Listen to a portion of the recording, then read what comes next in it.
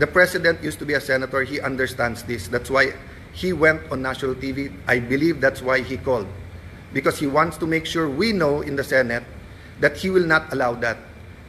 Pasensya na po sa mga kaibigan, mga kakampi sa DDS. I take that po, yung sinabi ng Presidente, I assume good faith. I assume that when I am told as Senate President and when the President speaks, he is speaking truth. Ang problema is he being told the truth. Is Matibag and others under him telling him the truth, or do they have their own agenda for 2028 and they have their own agenda for the Senate presidency? Lastly, I may leave anytime. They can remove me. I can even be gone as senator. I mean, I've reached the pinnacle, I think, of my career. No, from councilor to vice mayor, congressman, speaker of the House, Secretary of Foreign Affairs, and now Senate President. Ano pang hihingin ko sa mundong ito? Ano pang ipagdadasal ko sa Panginoon? Siguro po, dito sa local, kasi mahal ko po ang aming bayan ng Taguig at Pateros, 'di ba? But in so far as national, wala na po akong hanapin. Tahimik po buhay ko. Tahimik po buhay ng ate ko. We're minding our own business. But when 12 senators came to me and said, we have to make sure that everything is done by the Constitution. Simple ang sinabi ko, will we have a fair and independent impeachment process? They said yes. Are we all willing to sacrifice? Yes. Are we going to be confrontational every move? Hindi. Pero bakit po ganito ang inaabot namin? So again po, hindi po kami magulo.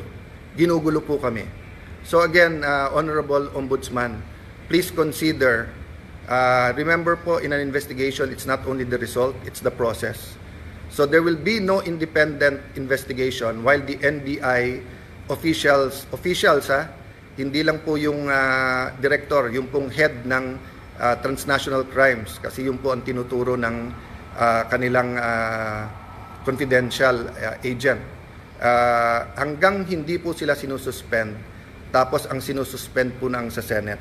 So mga kababayan, asahan niyo po sa Lunes, ang focus, ang atensyon, bagaman napaka-emotional tong mga nangyayari at bagaman existence na ng integrity na ng Senate to, alang-alang po sa ating mahal na bayan, alang-alang sa konstitusyon, we will focus na makonvene yung court. Kung may gugulo po niyan, hindi po kami. By the way po, pag convene namin as a court, pag-issue po ng summons, hindi pa ho magsa-start ang trial kasi sasagot pa ho ang Honorable Vice President. So wala pong dahilan na magmadali silang magpalit sa Monday, even if they will recycle another narrative to say that this is for the impeachment. I ask our young people now, yes, there are, dati kasi pagka nag-issue ng statement lahat ng deans, ako mismo bilang idealistic na law student, kahit tatay ko mismo na idol ko nagsabi bilang batas, naswisway din po ako. Pero tignan nyo po yung katotohanan versus po sa propaganda. Sabi ng mga deans, ang palitan daw ay para makontrol po ang impeachment at para po ma-dismiss. I'm paraphrasing, di ba? Or whatever you call it, whatever word you use it. Hindi po. In fact, mas mabilis pa ho kaming kumilos. Kasi pwede pong Thursday na namin check-in, lahat ng annexes, etc. Kasi nagkagulo sa Senate ng Wednesday night. But hindi po. I think the very professional Senate Secretariat, despite yung buong gulo, tuloy-tuloy po. Tuloy-tuloy po yon.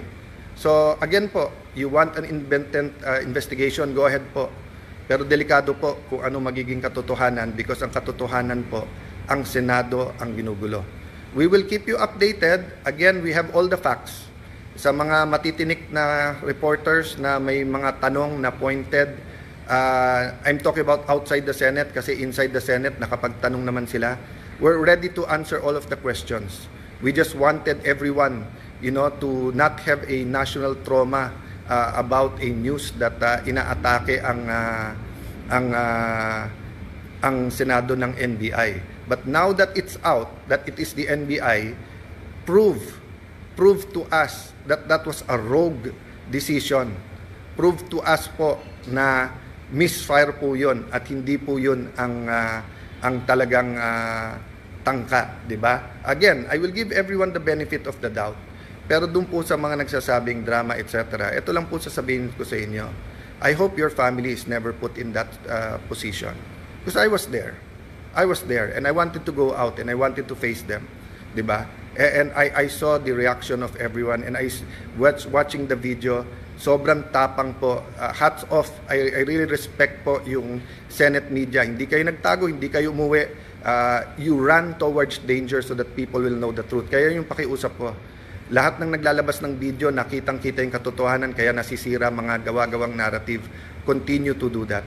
So may we ask God for one thing, the truth to come out. The truth to come out. Based on the truth, let's move forward. Let's build our nation. Let's not destroy our nation. Let's build our nation. God bless you all.